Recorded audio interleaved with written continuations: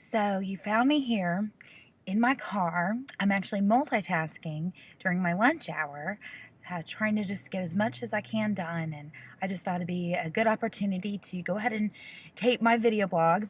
I really would rather be in my jammies at home on my little bed where I usually tape these video blogs. But this is where you have me. The reason why I am in my car is basically because this is my office. I am in sales and I spend my whole day driving around in my car. So here you have it, and I hope that some of you all are sitting right now in your jammies, all comfy and cozy, watching this video blog, and I hope you got a chance to take a look at Shannon's inspirational entry about money and about saving money and reevaluate our priorities as far as how we spend our money. And her video blog got me thinking back to a time in my life where I would have to say it was a pretty dark time. I was in a situation where I worked from home, so I had a very flexible schedule, and I had a good amount of money flowing through, but I found myself very lonely. And to fill that void of loneliness, I had frequent trips to Target. I'll just say it. I went to Target daily, weekly, several times a week, and I looked at it as retail therapy. I was going through a tough time in my life, and to make me feel better that particular moment, what better way to go carousing through the aisles of the cheap is the keyword, clothes and the shoes and the jewelry, and of course the makeup section at Target.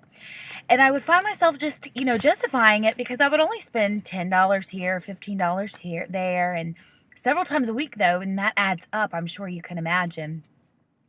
But then once I got home and tried on my purchases or played around with my new toy that I got at a cheap price, that void I noticed really was not filled. So, unfortunately, years later, I'm just now evaluating this situation, and I realized that what I was exactly doing was filling this void. Back then, I didn't pinpoint the reason my need for this retail therapy, but now I know what was really going on.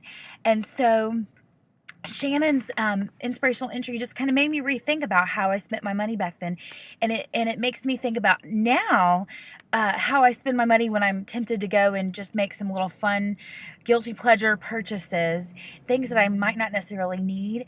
But now I look at the underlying issue of why I feel that need to go and fill my life with material things.